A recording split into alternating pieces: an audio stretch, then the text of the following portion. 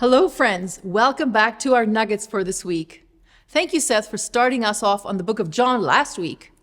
As you'll see this week, John continues to focus on the divinity of Christ. Remember that John wrote his book with one goal in mind, so that his readers may believe that Jesus is the Messiah, the Son of God, and thus have life in his name.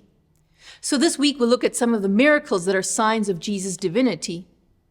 The first one is the feeding of 5,000, and it is such a significant miracle that all four Gospels recorded it. Each account has some additional details. For example, John is the only one who points out that it was close to the feast of Passover.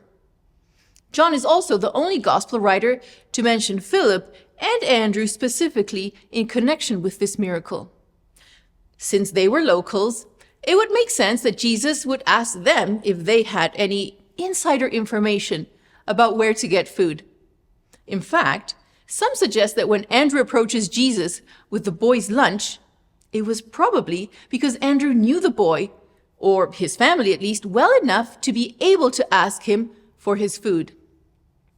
In previous nuggets, we've looked at some of the questions that Jesus asked during his ministry, and what Jesus' intentions may have been when asking some of those questions.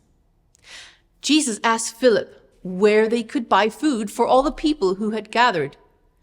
And John clarifies specifically that that question was meant to test Philip. The disciples seem to have a pessimistic outlook and focus on the impossibility of the task at hand. But by asking the question, Jesus was drawing attention not only to the enormity of the problem, but to the solution that Jesus had, and thus make a greater impact on the faith of Philip. John writes that Jesus already knew what he was going to do. I love that Jesus is always 20 steps ahead.